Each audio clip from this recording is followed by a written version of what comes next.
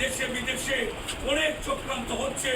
বিএনপির ভাবমূর্তি কিভাবে বিনষ্ট করা যায়, আমি বিশ্বাস করি আল্লাহ রাব্বুল আলামিনের দয়া যদি আমাদের প্রতি থাকে আর জনগণের ভালোবাসা থাকে, দেশে বিদেশে কোন চক্রান্ত বিএনপিকে দমিয়ে রাখতে পারবে না।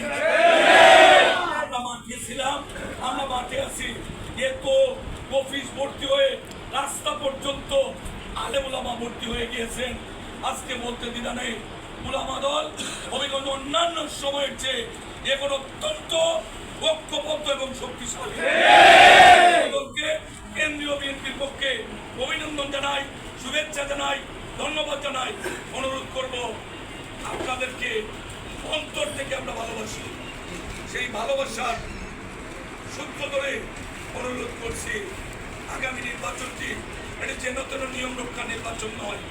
এই নির্বাচনে দেশের স্বাধীনতা সার্বভৌমত্ব কোন দিকে যাবে ফায়সালা হবে ব্যালটের মাধ্যমে। স্বাধীনতা বিশ্বাস করে না যারা ৭১ সালে স্বাধীনতার বিরোধিতা করেছে, তারা যদি এখন দেশের মানুষকে স্বপ্ন দেখায় এটা কতটুকু বাস্তবসম্মত এটা নিশ্চয়ই আপনারা বুঝেন। অতএব এগুলা বলতে হবে। এই বাউতাবাজি চলতে পারে না, এই বাউতাবাজি দিয়ে রাজনীতি চলে না।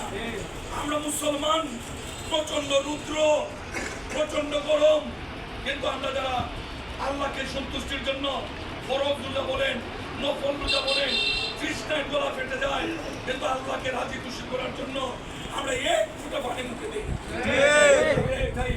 আল্লাহ আমাদেরকে আল্লাহর বান্দা হিসাবে দুনিয়াতে পাঠিয়েছেন আল্লাহকে রাজি খুশি করানোর জন্য, আল্লাহর সন্তুষ্টির জন্য। প্রচন্ড গরমের মধ্যে আমরা রোজা রাখি, জেলখানায় বন্দি থেকেও আমরা রোজা রাখি, পুলিশের রিমান্ডে গিয়েও আমরা রোজা রাখি। আল্লাহ সব কিছুর মালিক, আমরা নিজেরা কারো কাছে মাথা নত করি না। আজকে যারা ইসলামের কথা বলেন তাদেরকে যদি প্রশ্ন করা হয় ৮৬ সালে এমন কি ঘটনা ঘটেছিল এরশাদের সমস্ত কুকর্মকে বৈধতা দানের জন্য হাসিনার সাথে এরশাদের পাতানো নির্বাচনে কারা অংশগ্রহণ করেছিল, আমরা জানি না সবাই আমরা জানি। যারা জানে না তাদেরকে জানানোর দায়িত্ব আমাদের।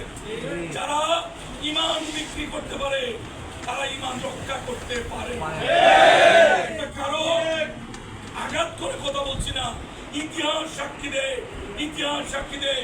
আমরা গর্ব করি নেত্রীমুদের খালেদা, গর্ববোধের আলাদা। খালেদা যে একমাত্র নেত্রী যার জীবনে কোন নির্বাচনে পরাজিত হতে হয়নি।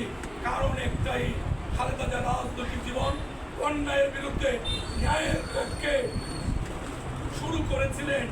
এতটাও সুস্থ শরীরেও খালেদা জিয়া হাসিনার সাথে আপোষ করেননি। সেই জন্য খালেদা জিয়া আপোষহীন নেত্রী। এটা আমাদের সকলের গর্বের, এটা আমাদের গর্বের অহংকারে। অনেক নেতাই দেখেছি জামানত বাজার করেছে, ওল কবুল পেয়েছে, এগুলো ইতিহাস। লম্বা কথা বলেন, একবার আয়নায় নিজেদের চেহারা দেখুন। বিএনপি বাংলাদেশের সবচেয়ে জনপ্রিয় রাজনৈতিক দল। বাংলাদেশের ১ ইঞ্চি পরিমাণ জায়গা খুঁজে পাবেন না যেখানে মানুষ আছে সেখানে বিএনপি নাই, এমন জায়গা খুঁজে পাবেন। আমরা কোন আঞ্চলিক দল নই, সারা বাংলাদেশের মানুষ একত্রিত করে বিএনপির শক্তি জানান্বিত হয় না। বাংলাদেশে একই সময়ে যদি আমরা, সেটা জোহরের নামাজের আগে হোক, আসরের নামাজের আগে হোক, আমাদের দলের প্রিয় নেতা তারেক রহমান সাহেব যদি আহ্বান করেন সারা বাংলাদেশে একসঙ্গে লক্ষ লক্ষ মানুষ সমাবেত করার হিম্মত সামর্থ্য যাদের আছে, সেটাই হচ্ছে বাংলাদেশ জাতীয়তাবাদী দল বিএনপি। আমরা কাউকে প্রতিপক্ষ মনে করে রাজনীতি করি না, আমরা সকলকে আমাদের বন্ধু মনে করি। আসুন সুস্থ গণতান্ত্রিক প্রক্রিয়ায় আমরা ঐক্যবদ্ধ হই। আমি ব্যক্তিগতভাবে যাকে পছন্দ করি আমি তাকে আমার ভোট দেব। এটাই হচ্ছে বাংলাদেশের মানুষের হৃদয়ের কথা, অন্তরের কথা। মানুষ সেই স্বপ্ন দেখে হবিগঞ্জে বুট হবে, রাজশাহীতে আমার বুট এমপি হবে। সেই এমপি আমাকে চিনে না, জানে না আমার এলাকার উন্নয়ন, সেই এমপির পক্ষে করা সম্ভব হবে না।